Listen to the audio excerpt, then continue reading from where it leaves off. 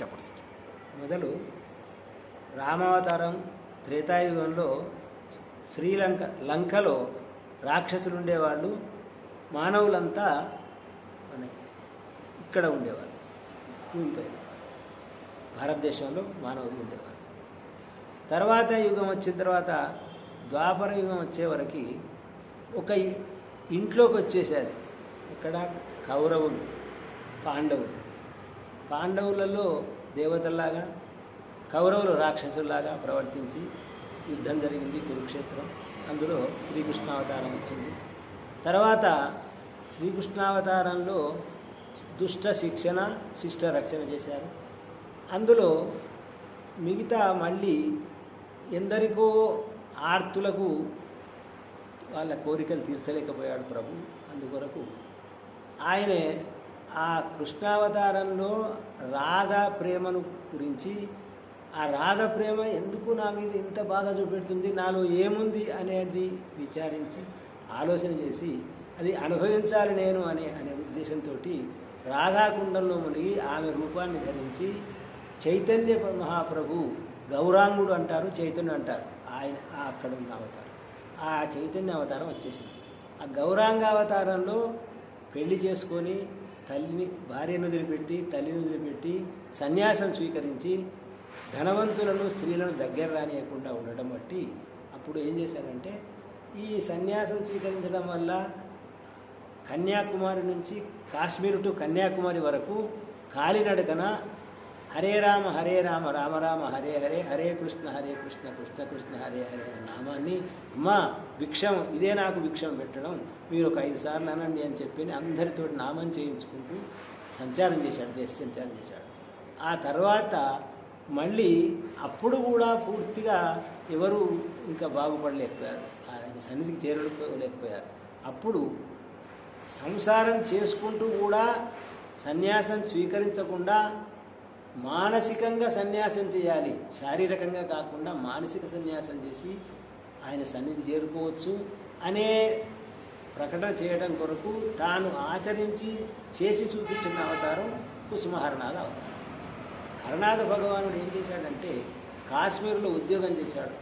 ఆయన పుట్టినటువంటి సోనాముఖి, పశ్చిమ బెంగాల్లో వంగదేశం సోనాముఖి, ఆ గ్రామంలో పుట్టి కాశ్మీర్లో ఉద్యోగం చేసి అదే గ్రామంలో కుసుమకుమారిని కళ్యాణం చేసుకొని 1965లో జూలై 1వ తారీఖు కుసుమహరనాథుడు కాశ్మీర్లో, పశ్చిమ బెంగాల్లో సోనాముఖి అనే బంకురా డిస్టిక్లో సోనాముఖి అనే గ్రామంలో పుట్టారు. అదే గ్రామంలో కుసుమకుమారి దేవి 70లో అక్కడ జన్మించింది, 1870లో. ఆ తర్వాత కాశ్మీర్లో ఉద్యోగం చేశారు. కాశ్మీర్లో ఉద్యోగం చేసి ఆయనే భక్తులకు రాసిన లేఖలే ఈ యొక్క బాబా అవతారంలో ఆయన ఇచ్చినటువంటి ఉపదేశాలన్నీ ఇవి. తను భక్తులకు రాసిన లేఖలు, దాంట్లో రామాయణము, భారతము, భగవద్గీత, ఉపనిషత్తుల సారమంతా కూడా భక్తులకు రాసిన లేఖల్లో వివరించారు. ఆ లేఖలు చదువుకొని ఎంతోమంది తరించారు, ఇప్పటికీ ఇంకా తరిస్తున్నారు. నా నామమే ముఖ్యం, నామం కంటే ఇంకా ఏం లేదు కలియుగంలో. హరేర్నామ హరేర్నామ హరేర్నామ ఇవ కేవలం నాస్తేవ నాస్తేవ నాస్తేవ గతిరండేదా. ఈ కలియుగంలో నామాన్ని మించినటువంటిది ఏమీ లేదు, నామమే ముఖ్యం. నామం చేయండి, మీరు తరించండి.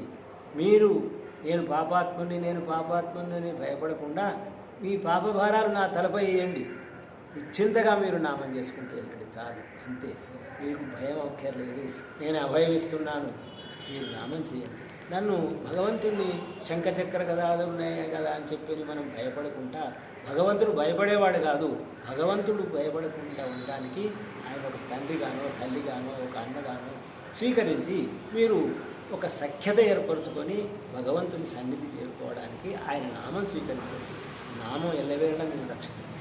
నామంతో పాటు మీరు ఆయుర్వేదం మందుకు ఏ విధంగానైతే అనుపానం పథ్యం ఉంటుందో ఆ విధంగా న్యాయాధితంతో జీవించి అన్యాయాధితం చేయకుండా ఏదైనా ఆకలి ఉన్నవానికి అన్నము, బట్టలేని వానికి బట్ట, ఆపదలో ఉన్నవానికి ఉపశమనం కలిగించే మాటలు చెప్పి మీరు ఈ విధంగా చేసినట్టయితే సాధ్యమైనంత వరకు మీ బాధ్యతలు వహించుకుంటూ భగవన్నామం సాధ్యమైనంత వరకు మీరు చేసినట్లయితే తప్పకుండా ఈ యుగంలో దాన్ని మించినటువంటి లేదు, మీరు ఆయన సన్నిధి చేరుకుంటారు అని అభయం ఇచ్చినటువంటి అవతారం.